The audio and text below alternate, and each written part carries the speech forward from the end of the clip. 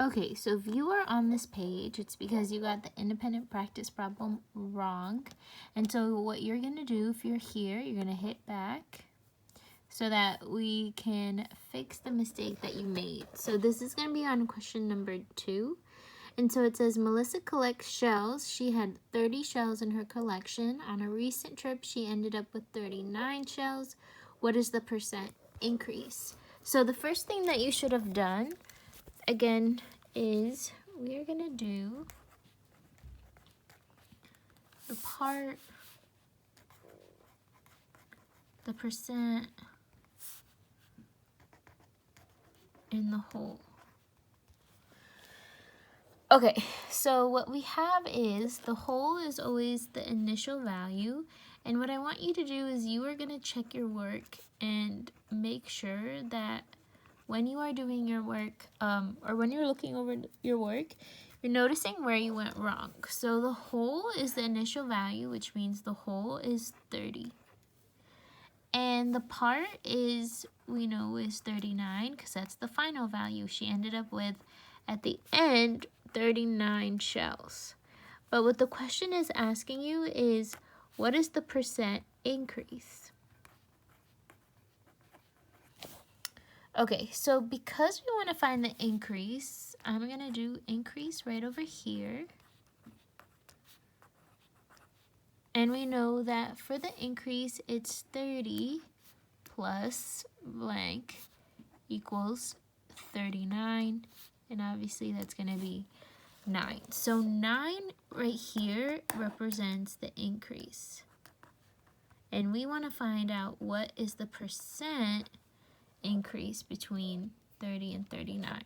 So now my part is actually, instead of 39, I'm going to put 9 as my part because we're just trying to find the increase.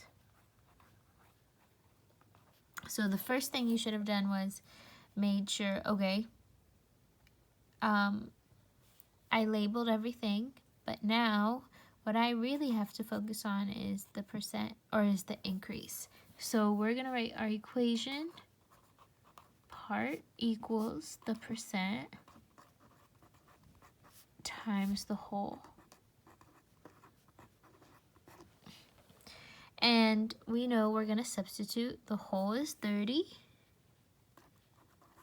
And this time we're again using the increase as the part. Even though 39 is the final value, because the question is specifically asking you for the percent increase, you're actually going to use the increase.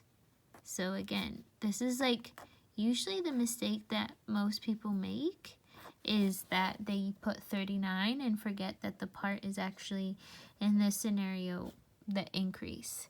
So now I'm going to rewrite this as 9 equals 30x, and we want to get 1x, so we're going to divide by 30.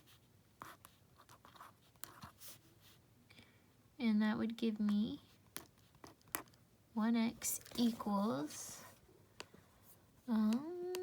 we have 9 divided by 30, and that, I did not show that. 9 divided by 30, that's going to give me 3/10.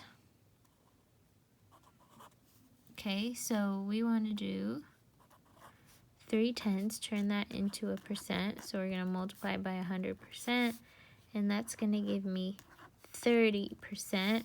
Remember, because when you multiply by 100, the decimal moves twice to the right. So that means you have to add that 0 at the end. And so you would say there is a 30% increase. So remember, the biggest mistake that people make is that I think a lot of people forget that the part is now going to be the actual increase instead of the actual final value. So make sure that you find the increase and substitute that for the part, and then you divide it by the whole to find the percent.